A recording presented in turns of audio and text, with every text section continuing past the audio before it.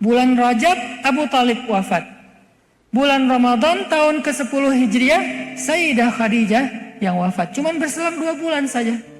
Keduanya pergi dan keduanya adalah orang yang paling dicintai sama Nabi. Apalagi Sayyidah Khadijah, nggak ada yang bisa menggantikan Sayyidah Khadijah di hati Rasulullah. Walaupun nanti ada Aisyah, ada Hafsah, ada Sofia yang luar biasa, tetapi nggak bisa menggantikan Khadijah. Itu namanya zulzilu. Sekarang pertanyaannya, emangnya kamu doang yang diuji? Padahal telah datang kepada orang sebelum kalian ujian yang sama, bahkan mungkin lebih berat. Ada nabi yang diuji dengan baksa. Nabi Zakaria digergaji. Anaknya Nabi Yahya dipenggal lagi sholat, lagi sujud. Nabi siapa? Nabi Ibrahim dibakar hidup-hidup. Walaupun kalau Nabi Ibrahim kita memahaminya, oh kan dia selamat. Bagaimana dengan Zakaria dan Yahya? Dan banyak lagi para anbiya yang diuji dengan fisiknya. Atau diuji dengan perasaannya, diuji dengan hartanya. Siapa yang diuji dengan fisik, harta, dan perasaan sekaligus? Nabi Ayub, sakit, kehilangan semua harta, kehilangan semua anak. Udah sakit dirinya, habis hartanya, kehilangan semua putra-putranya. Nabi Muhammad juga kehilangan Qasim, kehilangan Tahir, kehilangan Tayyib, kehilangan Ibrahim. Jadi ujian yang kita alami hari ini itu bukan sesuatu yang baru, teman-teman. Itu sudah berlaku kepada orang-orang sebelum kita. Dan kita itu nggak sendiri dalam hal ini. Kalau kita bicaranya ujian, kita nggak mau bicara tentang azab. Mudah-mudahan kita bukan orang yang diazab. Saya hari ini agak prihatin ya dengan istilah ain dan istidraj. Kan nggak tahu ya, sekitar 2 tahun terakhir 2 kata ini sering banget dipakai ya. Tapi menurut saya udah nggak tepat lagi pemakaiannya. Itu menurut saya agak-agak identik dengan iri sebetulnya. Kalau ada teman kita yang dipuji, awas kena ain. Dipuji dikit, diancam dengan ain. Atau ada teman kita yang susah, kayaknya tuh kena ain sih. Nanti kalau ada teman kita yang dapat kebaikan, itu istidraj sih kata aku. Jadi kita jadi judging ya, jadi mudah sekali menghakimi orang lain. Kalau nggak ain ya istidraj. Pas susah kena ain, pas dapat kebaikan istidraj. Saya nggak setuju dengan istilah ini untuk dipakai sembarangan. Ini istilah sebetulnya istilah judgment. Dan istilah ini hanya boleh dipakai oleh seorang mufti atau seorang ulama yang mengerti detail dari kriteria mana ain, mana istidraj. Nggak boleh sembarangan kita lempar, ini istidraj. Si fulan beli mobil, kayaknya istidraj sih dia tuh. Kenapa ya ada teman saya yang dia pacaran, yang dia kayaknya nggak sholat, tapi kok karirnya bagus, nilainya bagus, di organisasi bagus. Siapa bilang bagus? Itu tuh istidraj, tau nggak sih? Ini kan berarti judgment, berarti kita ngejudging orang lain yang mendapatkan karunia Allah. Tapi kan dia pacaran Ustaz, tapi kan dia buka aurat Ustaz, tapi kan dia berbuat dosa Ustaz, tapi kan dia nggak sholat Ustaz. Bentar dulu, bisa nggak kita iltamis li akhika alfa udrin, cari 1000 alasan untuk berbaik sangka sama dia. Oke, dia mungkin berbuat dosa. Oke, mungkin dia adalah orang yang nggak baik sholatnya. Siapa tahu sekarang dia udah bertobat. Saya kenal dia Ustaz, dia belum bertobat. Siapa tahu dia punya amalan rahasia yang kamu nggak ngerti. Kayaknya nggak ada deh rahasia dia. Semua rahasia dia ceritain ke saya. Kayaknya dia dapat doa orang tua. Tapi saya juga punya orang tua. Nah, kamu nggak pernah sungkem sama ibumu. Kalau dia selalu cium tangan ibunya, nelpon ibunya beberapa hari sekali, nelpon ayahnya minta restu. Kamu sendiri nggak pernah lakukan itu. Artinya dia itu bukan lagi istidraj. Dia itu lagi dapat nikmat dari Allah. Alasannya Allahu a'lam. Jangan sampai orang dapat nikmat istidraj, begitu orang dikasih ujian untuk diangkat derajat, kita bilang ain. Padahal Nabi kalau ngejenguk orang sakit nggak bilang ain, Nabi bilangnya apa? La ba'sa tahurun insyaallah. Nggak apa-apa, ini pembersih. Nggak apa-apa, ini mengangkat derajat. Nggak apa-apa, ini mengampuni dosa. Berarti kamu bukan dapat musibah, kamu dapat anugerah. dengan bentuk sakit, dengan bentuk ujian untuk membersihkan dosa dan mengangkat derajat. Kayak gitu cara Nabi bergaul, bukan ketemu orang, kamu dapat ain di mana sih? Nggak gitu ngomongnya. Kalau ada yang dapat nikmat, Masya Allah, semoga berkah, barakallah apa misalnya gitu kan ya. Bukan, hati-hati ya, karena itu nggak lama. Padahal ada orang di dalam surat Al-Kahfi yang jelas-jelas istidraj, itu kawannya bilang apa? Qala li sahibihi wa huwa yuhawiruhu akafarta billadhi khalaqaka min turab laula idh dakhalta jannataka qulta ma syaa Allah. Dibilang enggak? Anta apa? Asabatal istidraj, kamu mendapatkan istidraj. Enggak ngomong gitu. Ya, tapi ngomongnya gimana? Kenapa kamu enggak berzikir kepada Allah? Kenapa kamu enggak bersyukur kepada Allah? Kenapa kamu malah kufur kepada Allah? Cuma dinasihatin, bukan? Hadza istidraj, kata dia. Ini istidraj untuk kamu. Enggak, padahal jelas-jelas itu istidraj loh.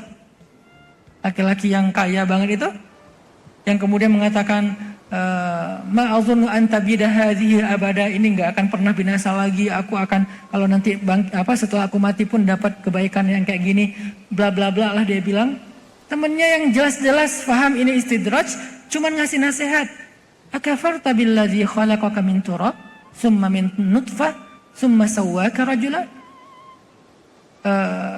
walaula idh dakhalta jannataka qulta masya Allah. Kenapa kamu enggak bilang masya Allah? Nah, jadi dinasehatin dulu. Nanti ujung-ujungnya ketika memang nggak bisa dinasehatin, baru ada basyiron, ada nadhiron, ada busyro, ada ada nadra, ada berita gembira, ada peringatan. Nah, jadi teman-teman, kalau kita lagi dapat ujian ini bukan kita sendiri yang ngerasain, tapi orang-orang sebelum kita pun merasakan hal yang sama. Ini poin pertama dari pertanyaan kenapa aku? Ternyata bukan kamu sendiri. Jadi setelah ini diganti pertanyaannya, kenapa kami? Bukan kenapa aku, kenapa kami? Atau kenapa mereka? Karena kita nggak sendiri, kita nggak sekelompok, kita nggak segenerasi. Kita dan orang-orang sebelum kita ngalamin hal yang sama. Jadi semuanya sama. Sekarang pertanyaannya dirubah lagi. Kenapa? Udah segitu aja.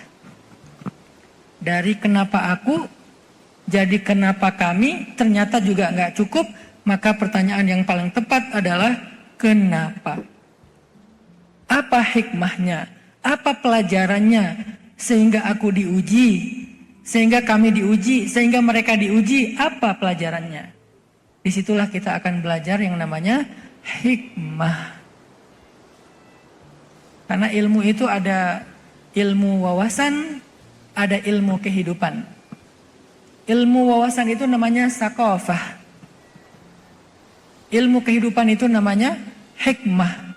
Yang kalau dalam bahasa Indonesia sederhananya diartikan pengalaman. Ilmu kehidupan itu namanya hikmah. Yang dalam bahasa sederhana Indonesia diistilahkan dengan pengalaman. Orang yang paling banyak pengalamannya walaupun gak sekolah adalah orang yang berilmu. Sebagaimana orang yang paling banyak wawasannya dengan sekolah adalah orang yang berilmu. Jadi orang yang berilmu itu bukan cuma orang yang mutsaqaf, bukan cuma orang yang punya wawasan, baca banyak buku, atau mungkin punya banyak referensi, gelarnya tinggi, tapi juga ada yang namanya orang yang berilmu dengan ilmu hikmah diberikan oleh Allah lewat pengalaman-pengalaman hidup. Atau dalam istilah yang lain, ada ilmu yang namanya ilmu al-muktasab. Ada lagi ilmu namanya al-mauhub. Al-muktasab istilah lainnya al-kasabi. Al-mauhub istilah lainnya al-wahabi. Tapi ini beda dengan aliran ya. Al-muktasab, al-kasabi, al-mauhub, al-wahabi, al-thaqafah, al-hikmah. Ini dua pembagian ilmu. Al-muktasab atau al-kasabi, ilmu yang dipelajari. Kita baca, baik ilmu agama ataupun ilmu umum kita baca, kita sekolah, itu namanya ilmu al-muktasab atau al-kasabi. Tapi ada ilmu yang tidak dipelajari, yang tidak dibaca, yang tidak sekolah, namanya ilmu al-mauhub. Kalau dalam ilmu tasawuf dikenal dengan istilah ilmu laduni. Dalam tasawuf itu sering diistilahkan dengan istilah ilmu laduni. Dari mana istilah ilmu laduni? Bukan carene, bukan katanya, bukan cenah, bukan qila waqal. Kalau dalam bahasa Arab qila waqal, bukan. Cari sopo. Kok ada yang namanya ilmu laduni? Gak bahaya tah? Istilah ilmu laduni. Itu adalah istilah Al-Quran. Ilmu laduni itu istilah Al-Quran. Dari mana Ustaz? Ya di Al-Kahfi. Wa 'allamnahu min ladunna ilma. Dan kami ajarkan kepada laki-laki itu, siapa laki-laki yang dimaksud? Nabiullah Khadar, yang di Indonesia diistilahkan Khidir. Dan kami ajarkan kepada Khadar dari sisi kami ilmu, dari sisi kami, kata dari sisi kami itu adalah ladun, dari Allah langsung, namanya mauhub, dikasih. Nah, ketika Allah Subhanahu wa taala memberikan ilmu kepada seorang hamba yang sifatnya pengalaman hidup, dalam bahasa lain juga diistilahkan dengan hikmah, al-isabah fil qawli wal amal, definisinya. Tepat dalam ucapan, tepat dalam perbuatan. Dan itu namanya hikmah. Balik lagi ke cerita tadi. Apa hikmahnya ketika kita diuji? Apa hikmahnya ketika kita diberikan masalah? Sama dengan apa hikmahnya ketika kita dikasih tugas sekolah. Makanya saya sengaja membahas tentang pembagian ilmu. Karena kalian adalah para pelajar. Kalian adalah para mahasiswa-mahasiswi. Kalian adalah orang-orang yang berpendidikan. Kalian sangat memaklumi ketika dosen kalian ngasih tugasnya. Walaupun agak-agak komplain dikit ketika tugasnya banyak, tapi kalian kerjakan juga. Dan kalian ikhlas dengan itu. Kenapa? Kalian tahu di balik tugas-tugas itu, di balik proyek-proyek itu, di balik susah payahnya kalian belajar dari 1 tahun sampai 4 tahun, dilanjutkan lagi 2 tahun, dilanjutkan lagi 2 tahun. Kalau di Indonesia per jenjang itu 2 tahun, S2, S3. Bahkan ketika saya kuliah di Mesir, S2-nya rata-rata teman-teman paling cepat tuh 5 tahun.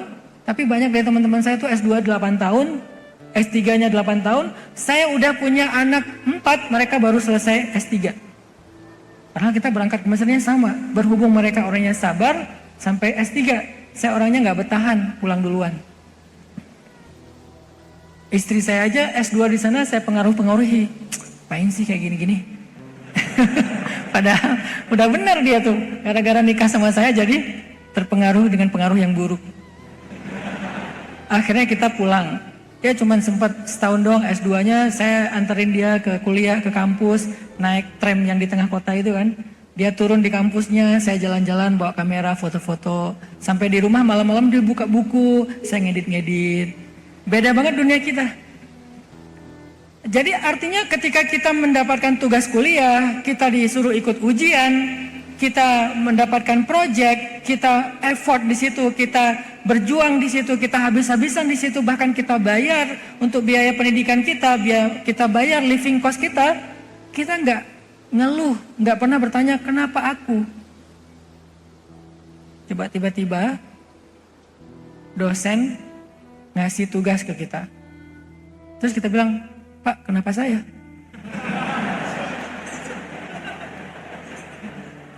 Makanya di awal saya bilang ini pertanyaan orang yang bingung ini. Pertanyaan orang yang gak kenal Allah nih. Kan sederhana jawabannya, karena kamu mahasiswa aku. Kalau kamu bukan mahasiswa aku, gak mungkin aku kasih tugasnya. Kan jelas, karena aku adalah hambamu ya Allah. Makanya saya dikasih amanah.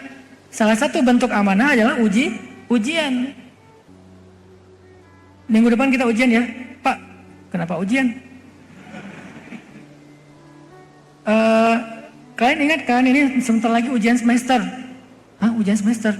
Aku nggak tahu di kampus itu ada ujian semester. Aku nggak tahu loh di kampus itu ada project. Aku nggak tahu loh di kampus itu ternyata ada ujian. Aku nggak tahu loh di kampus itu ternyata ada Apa misalnya tugas? Aku pikir di kampus itu cuma main-main aja. Apakah kalian mengira kalian diciptakan untuk bermain-main? Kan gitu kan? Sama dengan apakah kalian mengira masuk ke Unbrau itu untuk main-main? Kan ada orang yang salah paham dengan kesalahpahaman yang sangat nggak masuk akal. Dia pikir jauh-jauh datang dari kampung ke Malang, pengen belajar, pengen masuk ke Unbrau, dikira di Unbrau itu adalah taman bermain. Enak di sana tuh nanti kita naik biang lala. Di pojok sana itu dia ada roller coaster. Kan berarti dia orang yang bingung ya, masuk Unbrau dikira ini adalah taman bermain kayak di apa tuh di Batu, Jatim Park. Dia pikir ini adalah Jatim Park. Pas dia masuk, loh, kok saya dikasih kerjaan ini? Kok saya dikasih tugas itu? Kok harus ikut ujian? Kok harus? Berarti kamu salah tempat. Harusnya kamu ke Jatim Park, bukan ke Unbrau. Begitu juga kita. Kamu salah tempat, harusnya bukan sebagai muslim, bukan di Islam. Karena kalau kamu berislam, kamu berhijrah, kamu converting to Islam, kamu beriman, berarti kamu siap dengan beban, bukan beban ya, kamu siap dengan program yang ada di dalam keimanan dan keislamanmu itu. Karena kamu udah siap berislam, berarti kamu siap di program, karena Islam itu sebuah program. Program apa Ustadz? Program untuk meningkatkan kapasitas kamu, plus meningkatkan derajat kamu di mata Allah. Kalau kamu nggak pengen di program, nggak apa-apa, nggak usah masuk ke dalam program keimanan, keislaman, kesyariatan ini, maka kamu nggak akan pernah menjadi seorang sarjana. Kamu nggak akan pernah disebut seorang master. Kamu nggak akan pernah disebut sebagai seorang doktor.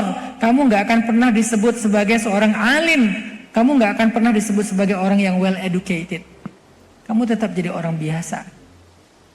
Maka ketika kita memutuskan untuk berhijrah, beriman, berislam, itu seperti kita memutuskan untuk menjadi bagian dari kampus ini. Pengen belajar namanya.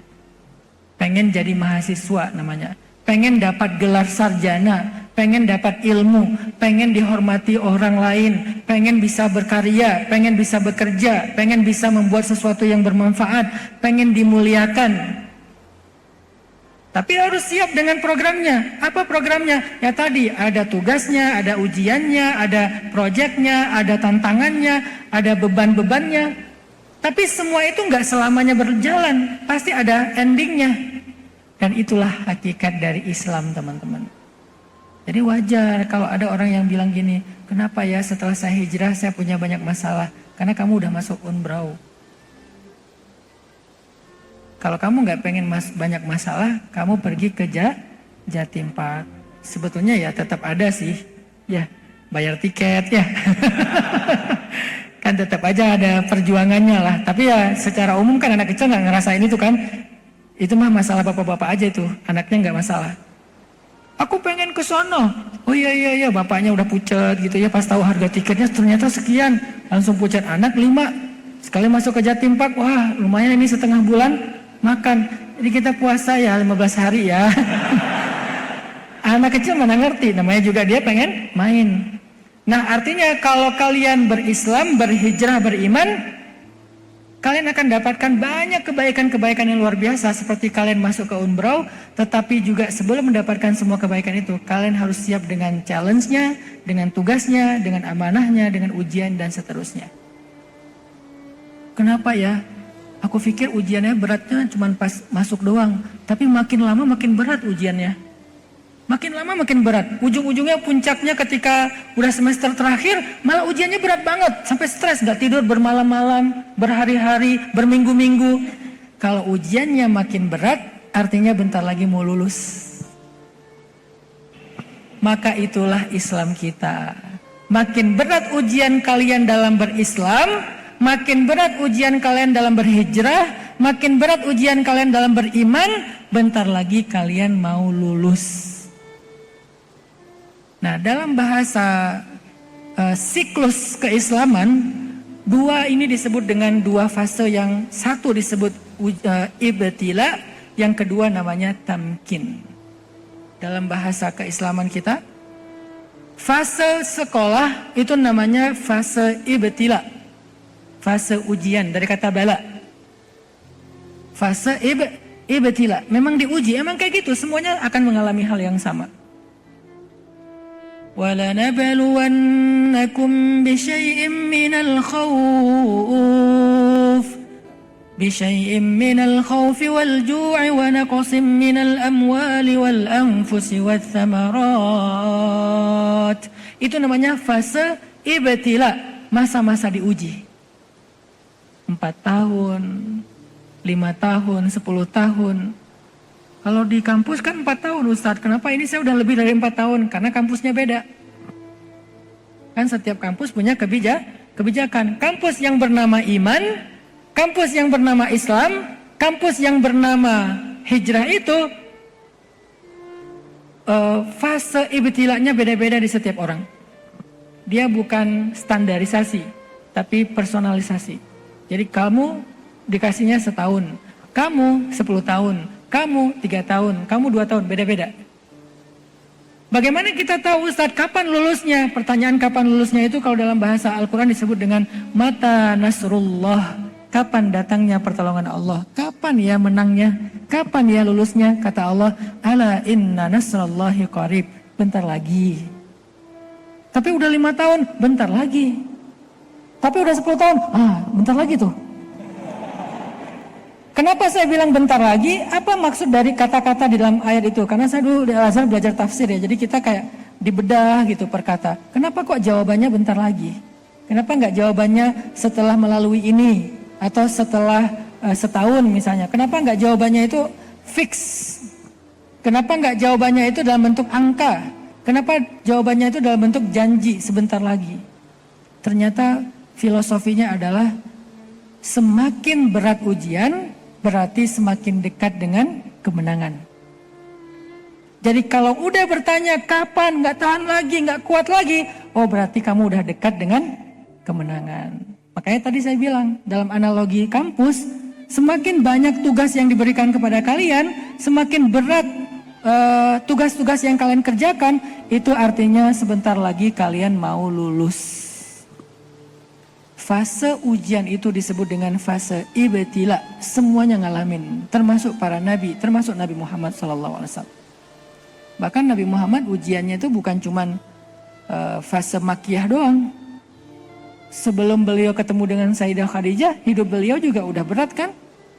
Alam yajidka yatiman, dhallan, ailan. Beliau sendiri yatim, beliau nggak punya harta, beliau nggak punya kecukupan, beliau nggak punya keluarga inti, beliau cuma tinggal di rumah pamannya yang paling miskin. Itu ibtilanya Nabi secara pribadi. Nanti ibtilanya Nabi dalam dakwah, sejak pertama beliau mendapatkan risalah di usia 40 tahun. 10 tahun pertama berat banget, atau 13 tahun pertama selama di Mekah itu secara total berat banget. Di Madinah pun nggak langsung ringan, pelan-pelan, nanti kemudian baru ada kemenangan-kemenangan. Itulah fase ibtila. Setelah fase ibtila, masuk kepada fase kedua, namanya fase tamkin. Fase tamkin itu dalam bahasa kita fase kemenangan. Maka muncullah ayat-ayat tamkin. Di antara ayat tamkin di surat Al-Baqarah yang tadi, وَلَنَبْلُوَنَّكُمْ بِشَيْءٍ مِّنَ الْخَوْفِ وَالْجُوعِ وَنَقْصٍ مِّنَ الْأَمْوَالِ وَالْأَنفُسِ وَالثَّمَرَاتِ. Ibtila. Tamkinnya, وَبَشِّرِ الصَّابِرِينَ. Sampaikan berita gembira kepada orang yang sabar. Apa berita gembiranya? Banyak. Ulaika alaihim salawatum min rabbihim wa rahmah. Mereka mendapatkan salawat dari Allah, mendapatkan rahmat dari Allah. Itu kalau urusannya, urusan langit. Kalau urusan bumi itu kalau dalam bahasa Nabi Nuh, yursilis sama alaikum midrara wa yumdidukum bi amwalin wa banin wa yaj'al lakum jannatin wa yaj'al lakum anhara. Itu nama. Atau kalau dalam bahasa surat yang lain, inna fatahna laka fatham mubina. Atau dalam bahasa surat yang lain, idza jaa nasrullahi wal fath. Atau dalam surat yang lain, alam yajidka yatiman. Itu fase apa? Alam yajidka yatiman, fase apa? Ibtila. Fa'awa, fase tamkin. Wa wajadaka dhallan. Ibtila. Fahada, tamkin. Wa wajadaka ailan. Ibtila. fa'aghna tamkin. Jadi dalam hidup kita sebagai seorang mukmin, muslim, muhajir, kita harus melalui dua fase ini. Tapi yang paling panjang adalah yang kedua, fase tamkin. Ibtila itu nggak panjang. Sepanjang-panjangnya ibtila, tetap dia nggak sepanjang tamkin. Makanya jangan berkeluh kesah, karena ibtila kita itu nggak abadi. Fa inna syada'ida la tadum. Sesungguhnya ujian itu nggak abadi. La tadum, nggak akan abadi. Tunggulah yaumut tamkin, hari kemenangan, yaumul fath, idza jaa nasrullahi wal fath. Jadi kalau sekarang dikasih ujian, jangan lagi nanya tentang kenapa saya, kenapa ujian, kenapa setelah hijrah kok banyak masalah, karena kamu masuk umrah, bukan masuk jatim pak. Sederhana logikanya. Ya udah deh kalau gitu saya nggak mau jadi masuk umrah, mau di Jatim Park aja. Ya udah, nggak apa-apa. Berarti kamu nggak akan pernah disebut sebagai sarjana, kamu nggak akan pernah dapat life skill, hard skill, segala macam skill. Kamu nggak akan pernah dihormati orang, kamu nggak akan pernah dianggap dewasa, kamu nggak akan pernah dikasih pekerjaan atau mendapatkan pekerjaan atau membuat pekerjaan. Kamu nggak akan pernah menjadi orang yang eksis. Kamu tetaplah sebagai anak kecil dan selamanya dalam keadaan lemah dan tidak mulia. Itu pilihan masing-masing. Aku nggak mau hijrah, aku nggak mau beriman, aku nggak mau menerapkan syariat, aku nggak mau menjalankan agama Allah biar nggak diuji. Nggak apa-apa, berarti selamanya di mata Allah kamu menjadi orang yang biasa-biasa aja. Tapi kan kalau misalnya pengen jadi orang yang biasa, yang luar biasa di mata Allah, mulia di mata Allah, aku takut nggak kuat. Bismillah, biasanya kalau dilihat dari jauh itu emang agak mengerikan. Jalanin aja dulu. Setelah dijalani ternyata benar Ustaz nggak kuat, jalanin lagi. Sampai kapan? Bentar lagi. Usia berapa Sayyidah Khadijah mendapatkan jodoh yang tepat? 40 tahun. Sebelumnya bukan jodoh, sebelumnya itu ujian. 2 kali menikah, 2 kali ujian. Ujian menikah yang pertama suaminya meninggal, menikah yang kedua bercerai. Berarti belum ketemu jodoh kan ya? Ibaratnya 2 kali diputusin kalau dalam bahasa anak muda sekarang. Menikah yang pertama ditinggal, menikah yang kedua putus. Kalau dalam bahasa pacaran, yang pertama ditinggal, yang kedua putus. Ustadz, saya baru ditinggal, harusnya hari ini saya menikah, tetapi sebulan yang lalu dia hilang jejak. Saya tracking gak ketemu. Ada si akun yang mirip dengan akun dia tapi di private. Saya udah request pakai akun fake saya. Gak di approve sama dia Ustaz. Kayaknya dia udah ninggalin saya. Dia ngerasa ditinggalkan. Sayyidah Khadijah pernah ngerasa kayak gitu. Atau gak cocok. Akhirnya setelah itu saya dekat lagi sama seseorang. Tapi kok gak nyaman ya Ustaz. Gak nyambung ya Ustaz. Akhirnya kita putus. Sayyidah Khadijah juga pernah mengalami. Walaupun bukan dalam arti negatif. Menikah sih halal. Cuman tetap gak berhasil. Lalu setelah 2 kali belum berhasil, saya nggak mau bilang gagal ya, 2 kali belum berhasil, saya sekarang harus hati-hati banget dengan diksi ya, trauma bisa viral lagi di Lambe Syariah. 2 kali belum berhasil, akhirnya Sayyidah Khadijah sabar, nungguin, sampai umur beliau 40 tahun, tiba-tiba datanglah seseorang yang sangat luar biasa istimewa. Kebayang gak penantian Sayyidah Khadijah itu berbuah? Seorang suami yang gantengnya super duper ganteng, keren banget, soleh banget, baik banget, bertanggung jawab banget. Bahkan dia adalah kekasih Allah, bukan cuma kekasih istrinya. Siapa di antara kalian yang mau seperti Sayyidah Khadijah? Enggak Ustaz. Mau gak kayak Khadijah? Gak mau? Mau? Berapa umur kalian? Baru 23 Ustaz. Ya udah. Berarti 17 tahun lagi lah ya, sabar ya. Artinya kalau belum 17 tahun, jangan putus asa dulu. Kenapa aku? Kenapa begini? Orang belum 17 tahun, kalian umurnya belum 40 tahun, kenapa harus mengeluh? Walaupun kita berharap jangan nggak harus sampai 40 tahun juga. Siapa tahu mungkin kalian umur 24. Tapi baru 13 tahun udah ngeluh, Ustadz saya punya jodoh nggak ya? 13 tahun baru lulus. Kemenangan yang paling besar, jannah indallah, surga di sisi Allah. Makanya itu abadi. Sebelum jannah akhirat ada jannah mbak jannah di dunia. Apa sih ini? Ya, oke. Inilah hakikat kehidupan teman-teman. Bahwa kita menjadi seorang muslim, menjadi seorang muhajir. Apa arti menjadi seorang muhajir? Berhijrah. Menjadi seorang mukmin itu sama dengan masuk ke sebuah lembaga pendidikan. Namanya pendidikan langit. Pendidikan Rabbaniyah. Pendidikan Allah langsung yang ngedidik kita. Lewat apa dididiknya? Bukan lewat membaca buku, tetapi dengan membaca pengalaman hidup. Sehingga kita bukan hanya menjadi seorang yang mutsaqaf, punya tsaqafah, tapi juga menjadi seorang yang hakim, punya hikmah. Untuk bisa melewati fase demi fase dalam pendidikan langit itu, kita harus sabar dengan ujiannya. Nanti kalau udah lulus, 3 tahun, 4 tahun, 5 tahun, dan seterusnya, Allah akan berikan kita yang namanya tamkin, diberikan yang namanya kemenangan, dan kita sampai terheran-heran dengan beruntunnya datang anugerah demi anugerah dalam kehidupan kita dari sisi Allah Subhanahu wa taala.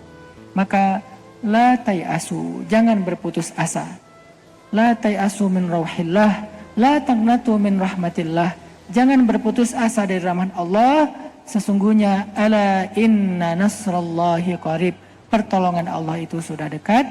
Allahul muwafiq ila aqwamit thoriq. Wassalamualaikum warahmatullahi wabarakatuh.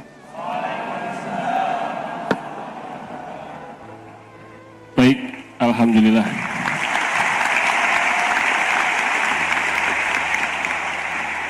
Takbir! Allahu Akbar. Alhamdulillah. Sampai goyang kayaknya, Ustaz. Punten Ustaz, abdi teh kapungkur di Bandung 5 tahun. Santrinya Hakim di Darut Tauhid Muhun. Terus alhamdulillah. Maaf ya, kangen-kangenan dulu ya. Satu area Bandung. Baik Ustaz, izin habis ini kita ada Q&A. Ada tanya jawab. Karena waktunya terbatas, 1 orang ikhwan, 1 orang akhwat, ya. Yang ingin bertanya tolong angkat kaki. Salah ya. Tolong angkat tangannya. Nah, bismillah. Mau saya yang pilih? Bismillah, bismillah, bismillah. Aduh, yang mana ini? Banyak ini, bingung ini. Ya Allah, tunjukin saya yang di sini. Yang coklat, kamu pakai jilbab abu-abu. Belakangnya. Ya, kamu yang nengok. Kamu yang nengok-nengok. Bukan yang belakangnya, hei. Iya, kamu. Hei, malah nyari-nyari. Bisa dibantu panitia mic-nya? Halo, bisa dibantu cepat. 1 lagi mana tadi? Ayo, siapa? Mas, minta tolong aja. Minta tolong di 1 lagi yang ikhwan ya? Sambil Ikhwan. nunggu mic-nya ke akhwat, mungkin yang ikhwan dulu. Yang ikhwan, oke, yang ikhwan, ya, Mas.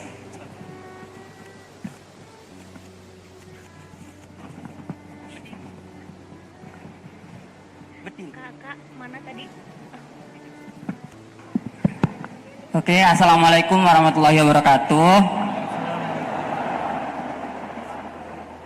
Sebelumnya perkenalkan, nama saya Abdurrahman Wahid dari Probolinggo. Di sini Ustadz saya izin bertanya, di mana saya tuh berniat untuk beristiqomah untuk berhijrah, di mana akan tetapi itu masih terombang-ambing dalam kemalasan. Nah, bagaimana cara kita mengatasi kemalasan tersebut? Itu untuk pertanyaan yang pertama. Untuk pertanyaan yang kedua, Berdiri dong biar kelihatan di belakang. Siapa tahu ada calon jodohnya di sini. Abdurrahman, usia berapa? saya 21 Ustadz. 21 ya, Oke. Masya Allah. 4 tahun lagi insya Allah ya. Kuliah di Unbrau? Enggak? Oh, udah semester berapa berarti? Semester akhir. Terakhir? Ya. Lagi berat-beratnya ya. Oke, Ustadz. Pertanyaannya tadi yang pertama, biar mengatasi kemalasan dalam hijrah. Baik, yang kedua apa, Abdurrahman? Yang kedua di saat kita kehilangan seseorang tuh pastinya ada rasa trauma Ustadz untuk kehilangan. Lagi trauma, habis kehilangan. Ya. Baik. Dalam artian itu meninggal Ustadz. Nah, cara kita mengatasi trauma akan kehilangan seseorang tersebut tuh bagaimana Ustadz? Terima kasih. Baik, terima Masya kasih. Allah.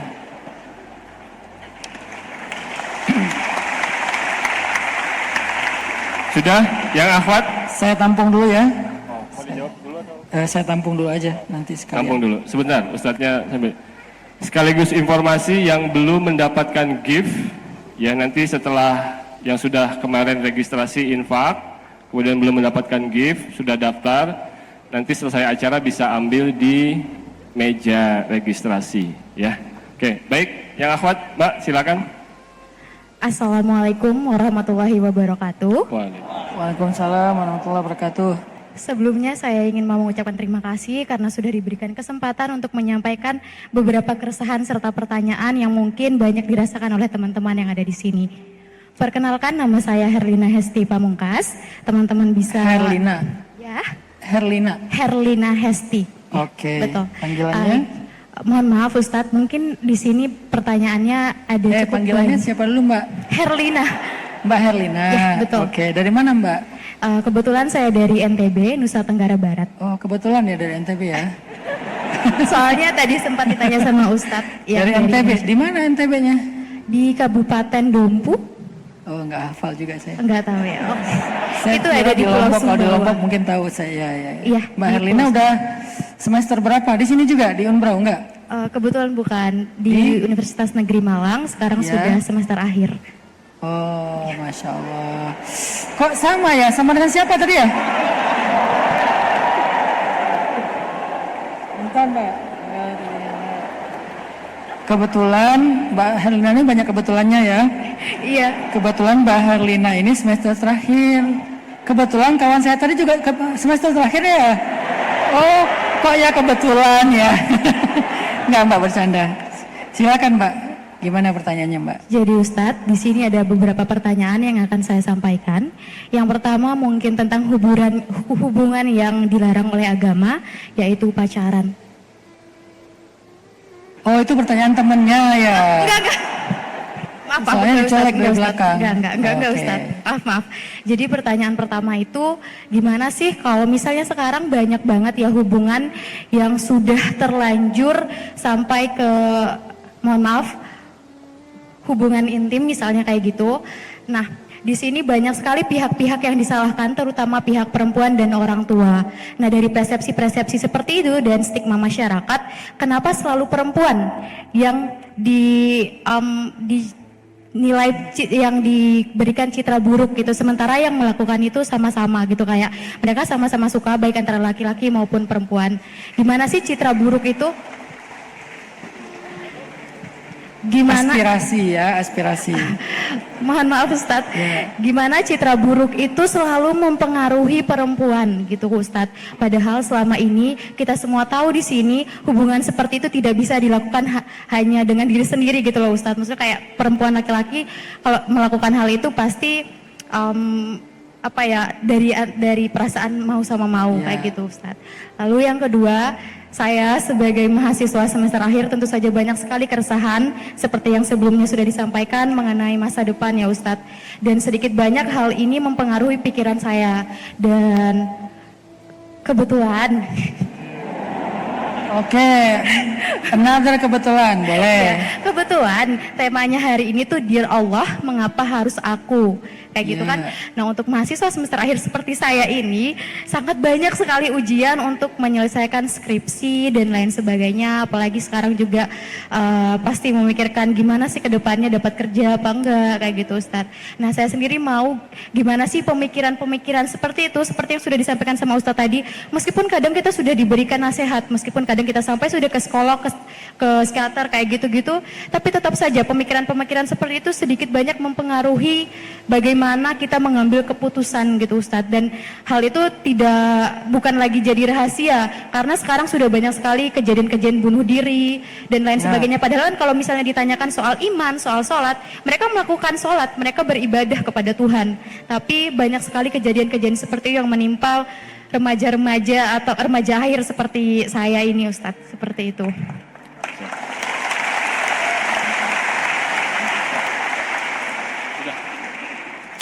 Dan sudah, oke, terima kasih Ustadz untuk kesempatannya. Saya pamit. Assalamualaikum. Enggak, bentar. Mbak Herlina ini MC ya? Suka MC wedding teman ya? Kebetulan MC. MC ya? Nah, kan karena dia artikulasinya, olah vokalnya MC banget lah, Masya Allah. Terima kasih Ustadz. Sering MC teman menikah kan? Kebetulan belum ada teman yang menikah sih Ustadz. Cuma kayak MC kegiatan-kegiatan gitu, formal, non formal kayak Luar gitu. biasa. Nanti bisa dipakai kalau acara-acara dakwah ya. Boleh hubungin di Herlina Hesti ya Instagramnya. Lihat aja nanti nomor teleponnya di bio-nya dia ya. 082. Makasih Ustadz. Baik Mbak Herlina. Oke, ada 4 pertanyaan, 2 dari Mas Abdurrahman Wahid dan yang kedua dari Mbak Herlina Hesti. Saya jawab dulu yang paling terakhir tentang anxiety dan overthinking. Karena itu salah satu masalah yang lagi banyak dirasakan oleh anak muda. Rasa serangan kecemasan atau overthinking yang buat kita nggak bisa tidur, yang bikin kita kayak galau tentang apa yang sebetulnya belum terjadi. Ada banyak faktor sih, dan saya juga kebenaran punya rumah untuk menampung para pasien mental problem. Jadi saya juga cukup sering bersinggungan dengan dunia mental issue. Ada banyak faktor Mbak Herlina dan teman-teman semuanya. Tapi salah satu faktor yang selama ini sering kita abaikan adalah makanan yang kita makan. Jangan berpikir yang namanya anxiety itu atau overthinking itu hanya masalah psikis. Seolah-olah itu gara-gara kita sedang lagi stres. Oke, itu bisa jadi faktor. Tapi tanpa kita sadari, bisa jadi itu karena emang jenis makanan atau makanan yang sering kita konsumsi itu udah mempengaruhi neurologi kita, mempengaruhi cara berpikir kita, saraf-saraf kita, sehingga juga psikis kita ikut terpengaruh. Makanan yang terlalu banyak kimianya, makanan yang terlalu banyak hal-hal yang membahayakan kesehatannya. Saya pernah ikut acara bareng Pak Iskandar Bumi Langit ya. Karena beliau cukup konsen di bidang ekologi, tentang permakultur segala macam. Salah satu kalimat yang saya ingat dari beliau itu adalah, kalau kalian pengen menghindari anxiety, kecemasan, coba periksa daging yang kalian konsumsi itu dari mana. Jangan-jangan kalian sering makan ayam yang kita bahasakan dengan bahasa ayam stres. Apa itu ayam stres? Yang tidak diberikan hak-haknya sebagai ayam. Dari mulai dia dikembangbiakkan dengan disuntik, kemudian diberikan kandang yang tidak layak, kemudian ketika mau dibawa ke tempat diindustrikan, dia dimasukin ke dalam sebuah truk yang kita lihat di jalan-jalan tol atau jalan-jalan besar kan, gimana dia didedet tuh apa sih? Didesak-desak gitu, sehingga dia jadi kayak stres. Nah, stres itu kemudian menjadi hormon, lalu kita konsumsi, masuk ke dalam hormonal kita, akhirnya kita muncul rasa anxiety, walaupun sebenarnya kita lagi nggak punya masalah. Hidup kita lagi baik-baik aja, tapi aku kok cemas ya? Jangan-jangan hormon kita terganggu oleh ayam yang kita konsumsi. Makanya sejak saya ikut kajian itu, saya bawa anak saya yang suka makan ayam crispy. Setiap kali dia ngeliat ayam crispy di jalan, walaupun gak semuanya ya, nanti saya ditahazir sama persatuan ayam. Pas dia ngeliat ayam crispy di jalan, dia bilang, "Bah, itu ayam stres. Ya jangan beli yang itu ya deh ya, kita beli ayam biasa aja, kita bikin sendiri. Ya nggak mau lagi makan ayam stres, nanti aku stres gitu." Karena dia udah paham bahwa ayam yang diolah dengan cara yang tidak layak itu kan akan berpengaruh kepada tubuh kita, dan itu nanti kalian lebih ngerti lah penjelasan ilmiahnya. Bisa jadi karena itu. Hari ini dengan instannya makanan-makanan yang kita konsumsi, bisa jadi anxiety dan overthinking kita berasal dari sana. Sehingga Nabi mengatakan, atib mat'amak, perbaiki makananmu yang halalan thayyibah. Jadi bukan hanya masalah lagi stres dan banyak tekanan. Saya yakin Mbak Herlina ini adalah orang yang insya Allah kuat menghadapi masalah. Tetapi coba Mbak Herlina dan teman-teman semuanya, kita perhatikan lagi makanan yang kita makan itu apa. Itu singkat di antara sekian banyak faktor-faktor dan jawaban. Kemudian pertanyaan yang berikutnya, bagaimana mengatasi malas berhijrah? Almar'u ala dini khalilih, kata Nabi. Seseorang itu tergantung circle-nya. Ini terjemahan anak muda ya. Almar'u ala dini khalili. Seseorang itu tergantung circle-nya. Kalau circle-nya positif, dia ke bawah positif.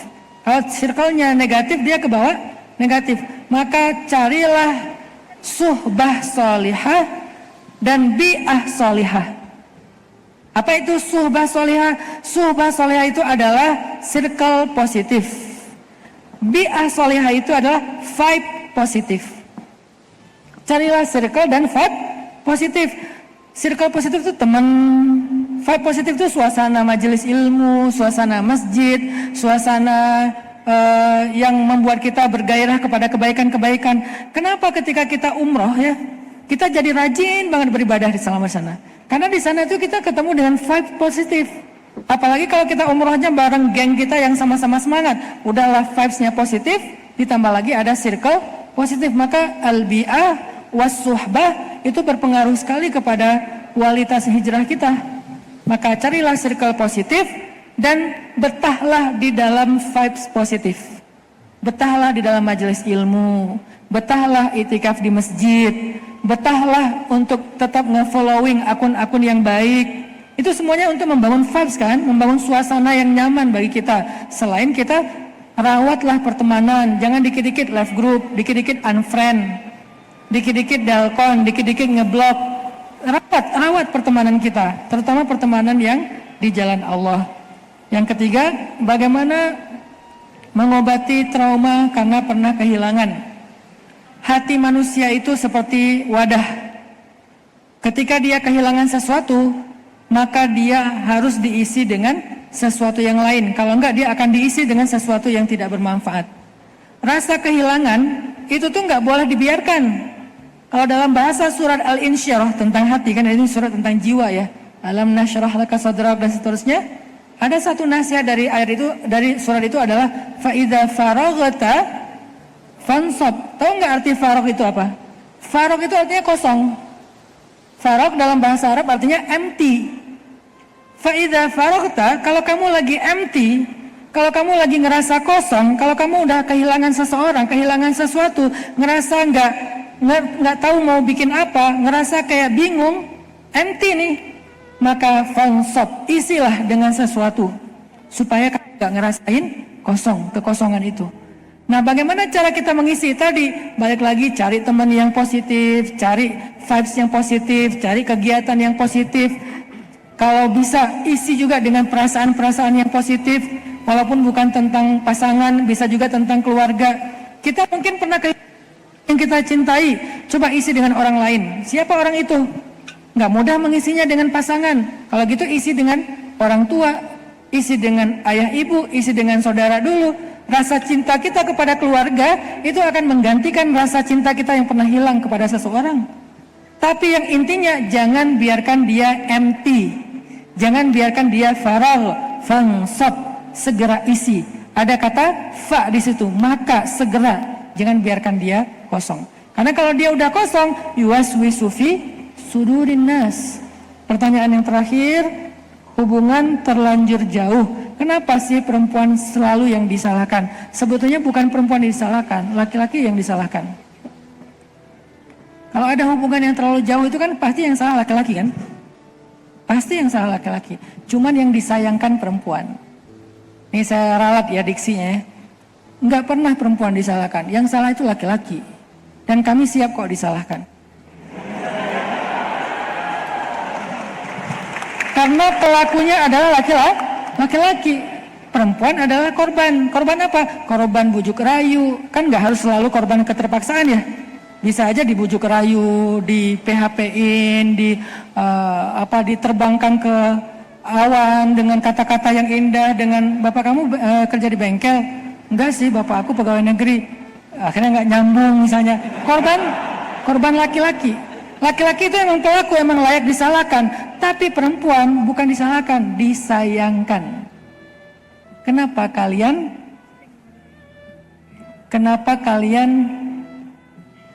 ya gitu deh. Jadi perempuan itu disayangkan karena kalian punya pilihan untuk yes or no. Maka sangat disayangkan. Kenapa kok laki-laki disalahkan, perempuan disayangkan? Karena perempuan itu ketika dia hubungannya terlalu jauh, dia itu memberikan terlalu banyak. Laki-laki tidak memberikan terlalu banyak. Hati-hati ya. Laki-laki itu nggak rugi banyak loh dengan hubungan yang jauh. Perempuan yang rugi banyak. Kenapa bisa kayak gitu? Karena laki-laki itu memang nggak punya banyak. Maka nggak rugi banyak. Coba perhiasan laki-laki itu sebanyak apa sih? Laki-laki itu hampir tidak menarik. Hampir tidak punya perhiasan yang berharga. Makanya fikih laki-laki itu sederhana. Nggak ada kan suratul rijal. Yuk kita buka surat Ar-Rijal dalam Al-Quran. Nggak ada kan? Saking nggak terlalu banyaknya fikih tentang laki-laki. Sehingga tidak butuh surat khusus membahas tentang mereka. Tapi perempuan, saking perhiasannya, saking berharganya, saking banyaknya hal-hal yang mulia pada diri kalian, sampai ada surat tentang kalian, dan bukan cuma satu. Ada surat perempuan, ada surat curhat, ada surat pengharaman. Itu tentang kalian semua itu. Surat perempuan, An-Nisa. Surat curhat, Al-Mujadilah. Surat pengharaman, At-Tahrim. Itu surat-surat tentang kalian. Surat tentang personalnya, ada surat Maryam. Artinya teman-teman yang dirahmati Allah, kalau hubungannya terlalu jauh, yang paling rugi itu perempuan. Makanya kalimat saya adalah sangat disayangkan. Kalian rugi banyak, mereka nggak terlalu rugi banyak. Orang mereka nggak punya banyak. Kalian yang rugi banyak karena kalian punya banyak. Setiap helai rambut kalian itu adalah berharga, maka kalian telah kehilangan hal-hal yang berharga. Setiap ruas kulit kalian itu berharga, kalian telah kehilangan hal-hal yang berharga. Malunya kalian, senyumnya kalian, bahkan bayangnya kalian berharga. Kalian kehilangan banyak. Ali pernah jalan bersama dengan Sayyidah Fatimah, lagi jalan berdua nih, romantisnya Ali sama Fatimah. Ali itu sibuk banget kalau siang-siang jalan sama Fatimah. Sekali di kanan, sekali di kiri, sekali di depan. Fatimah sampai bingung, Ali kamu kenapa sih? Terus kata Ali, aku lagi menutup bayang-bayang kamu, hai Fatimah. Hah, maksudnya aku gak rela orang melihat bayang kamu, karena bayang kamu terlalu berharga. Bayangnya aja nggak boleh dilihat orang, apalagi orangnya. Coba bayangin, saking sayangnya Ali kepada Fatimah. Wahai para perempuan, ketahuilah bahwa bayang kalian aja berharga, apalagi diri kalian. Diri kami aja nggak berharga, apalagi bayang. Jadi kalau ada hubungan yang terlalu jauh, kami itu nggak terlalu rugi banyak dalam urusan dunia ya. Kalau urusan akhirat semuanya menanggung dosa. Kalau urusan dunia, kami nggak rugi banyak, orang kami nggak punya banyak. Kalian yang rugi banyak karena kalian punya banyak hal yang mulia dan berharga. Ibarat ada dua orang, yang satu bawa uangnya banyak, yang satu bawa uang sedikit. Ketika kehilangan, yang satu dibilang kamu rugi banyak karena dia bawanya banyak. Yang ini dia mah cuma rugi sedikit, makanya dia ya easy going aja, santai. Orang dia hilangnya cuma misalnya 50.000, yang ini hilangnya 50 juta. Coba bayangin, yang satu hilang 50.000, yang satu hilang 50, kebanyakan ya 50.000 ya. Yang satu hilang 10.000, yang satu hilang 10 juta. Udah pasti yang 10 juta ini lebih disayangkan. Dan yang 10 juta ini adalah kalian, ayatuhan nisa, perempuan. Allahu a'lam.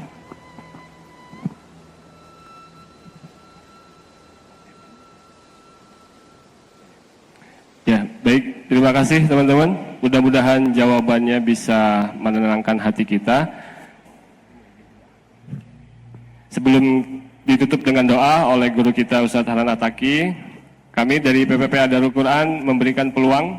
Tadi yang belum sempat tersampaikan adalah bahwa PPPA Darul Quran sedang merenovasi musola Ustadz. Ini musola bekas kandang babi. Ya, jadi insya Allah ada di Jawa Timur. Insya Allah kita berharap mudah-mudahan ada yang mau berpartisipasi. Kurang lebih ada 20 Al-Quran yang sudah kami siapkan dan nanti insya Allah akan ditandatangani oleh guru kita Ustadz Hanan Attaqi Dan kami cari 20 orang yang mau bersedekah 1 juta rupiah. Waktunya 10 detik, yang bersedia angkat tangan.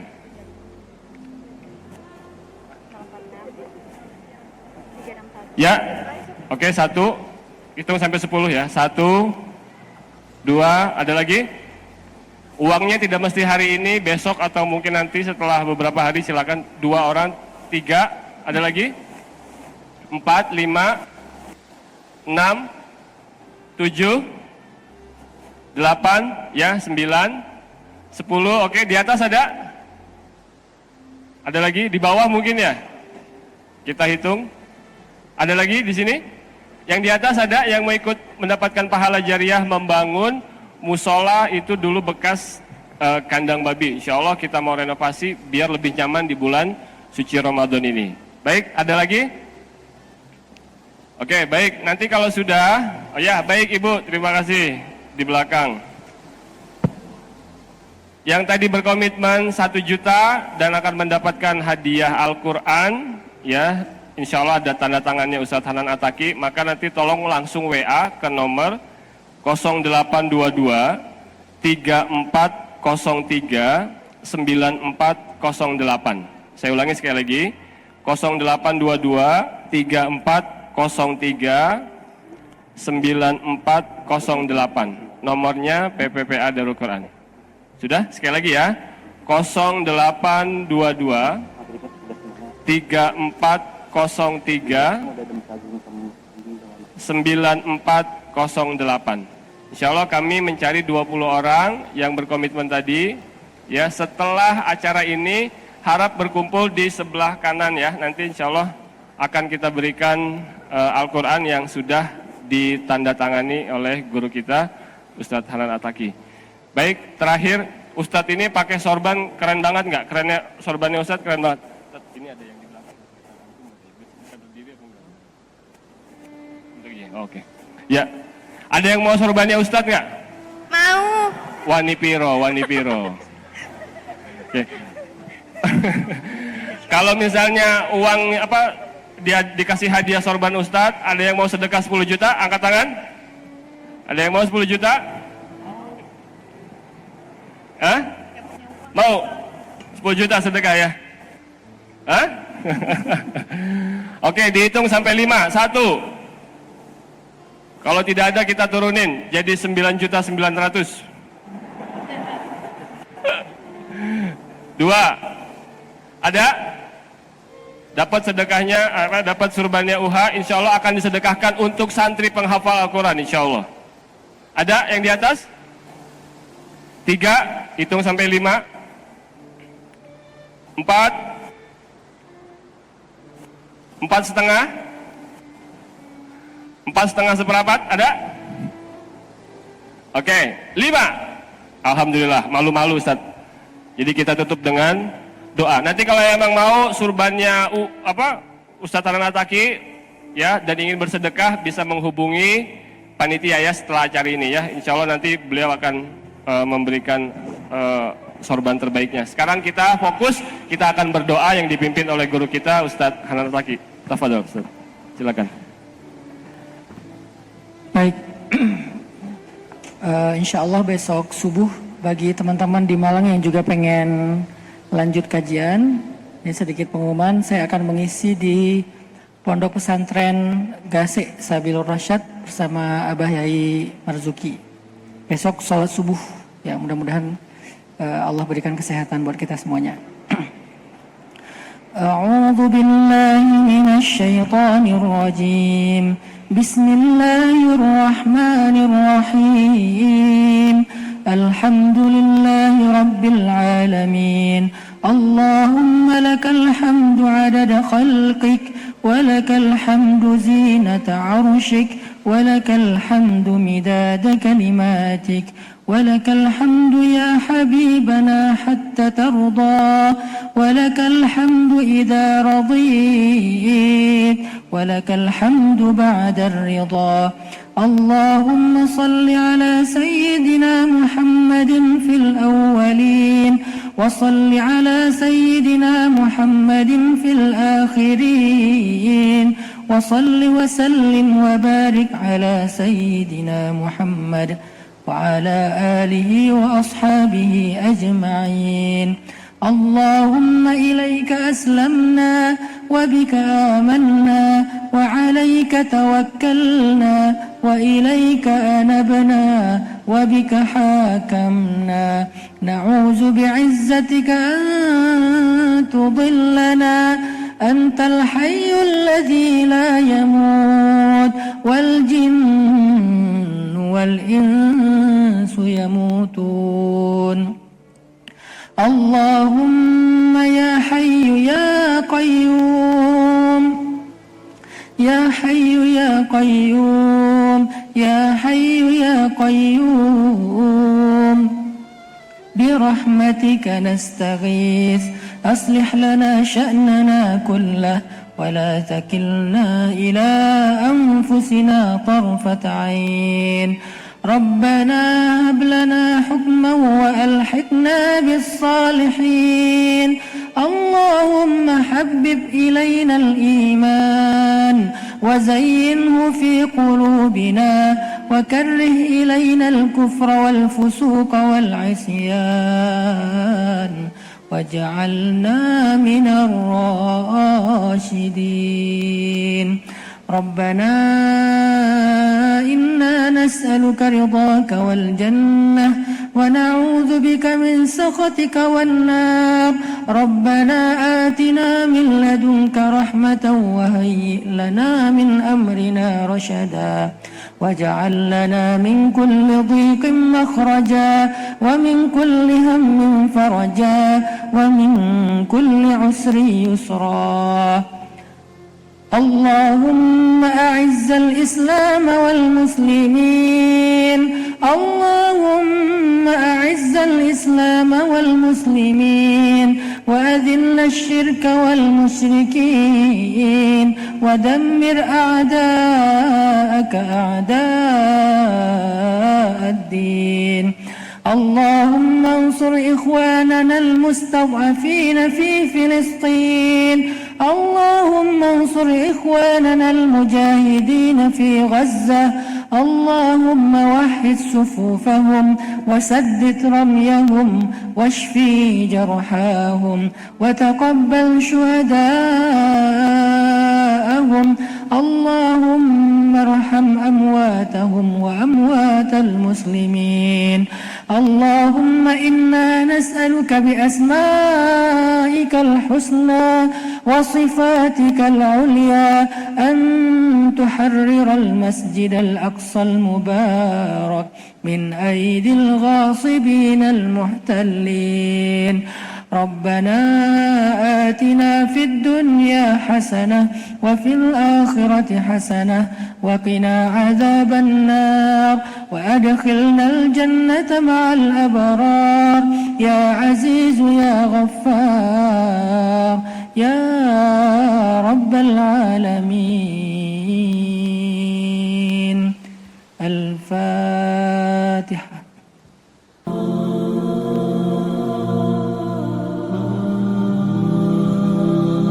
Orang gak bakalan kecewa kalau bersandar kepada Allah. Itu gak bakalan. Bahkan kita bisa bilang mustahil. Mustahil seseorang itu kecewa gara-gara berpegang, bersandar, menyerahkan dirinya kepada Allah. Itu mustahil. Bukan seperti itu sunnatullah.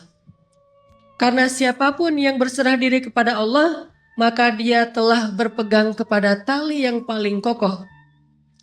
وَمَنْ يُسْلِمْ وَجْهَهُ إِلَى اللَّهِ وَمَنْ يُسْلِمْ وَجْهَهُ إِلَى اللَّهِ وَهُوَ مُحْسِنٌ فَقَدِ اسْتَمْسَكَ بِالْعُرْوَةِ الْوُثْقَى وَإِلَى اللَّهِ عَاقِبَةُ الْأُمُورِ. Siapa yang menyerahkan dirinya kepada Allah dan dia senantiasa berbuat baik, maka sesungguhnya dia telah berpegang kepada tali yang paling kokoh dan kepada Allah segala urusan dikembalikan. Jadi nggak ada orang yang kecewa kalau dia berpegang kepada Allah. Masalah apapun. Masalah rezeki, masalah jodoh, terutama yang kedua. Kalau kita bergantung kepada Allah dalam urusan jodoh, maka insya Allah kita nggak akan kecewa. Mak comblang yang paling baik itu adalah Allah. Kalau mak comblangnya Ustadz, kadang-kadang ngecewain. Ustadz, ini CV saya. Oh ya, kriteria yang kamu cari seperti apa? Saya mah gak susah-susah Ustadz, standar-standar aja. Ya standar yang gimana? Yang tingginya 180, yang kulitnya bening, sampai kalau minum kelihatan airnya ngalir gitu. Transparan. Kemudian yang hidungnya seperti pedang, yang matanya seperti bidadari. Tahu mata bidadari? Besar dan sayu, tapi nggak gelok. Nah ini kriterianya. Terus kata Ustadz, kalau yang kayak gitu Ustadz juga mau gitu ya. Akhirnya pas ketemu Ustadznya duluan yang ta'arufan. Ini kalau mak comblangnya manusia. Tapi kalau mak comblangnya Allah jauh lebih meyakinkan dan gak bakalan kecewa. Dengan kriteria apapun, wa huwa ala kulli syai'in qadir. Dan kalau Allah menjanjikan yang baik akan ketemu dengan baik, pasti innahu la yukhliful mi'ad. Allah tidak pernah mengingkari janjinya. Masalah apapun, kita harus mengandalkan Allah. Coba deh, selalu ngandelin Allah. Bahasa gampangnya gini, udah tenang aja, ada Allah. Itu. Dan kalau kita sudah melibatkan Allah, la yudayya'akallahu idzan. Itu pasti, Allah nggak bakalan ngecewain kamu. Kalau udah ngandelin Allah, ini gimana nih? Udah, tenang aja, ada Allah. Allah tidak akan mengecewakan. Salah satu kalimat, udah tenang aja, ada Allah, adalah la tahzan, innallaha ma'ana. Kalau kita ada teman lagi galau gitu, terus kita bilang, la tahzan, innallaha ma'ana. Kalau bahasa kita, woles bro, tenang aja, ada Allah. Santai bro, karena ada Allah. Itu bahasa Arabnya, la tahzan, innallaha ma'ana. Andalin Allah dalam masalah kita. Ada masalah apapun, serahin aja sama Allah. Bismillah, la haula wala quwata illa billah. Bahkan kadang-kadang hanya dengan berzikir, la haula wala quwata illa billah, Allah kasih keajaiban yang luar biasa. Karena setelah seseorang bersandar kepada Allah, la yudayya'anallahu idzan. Pasti Allah nggak akan ngecewain. Pasti Allah nggak akan ngecewain.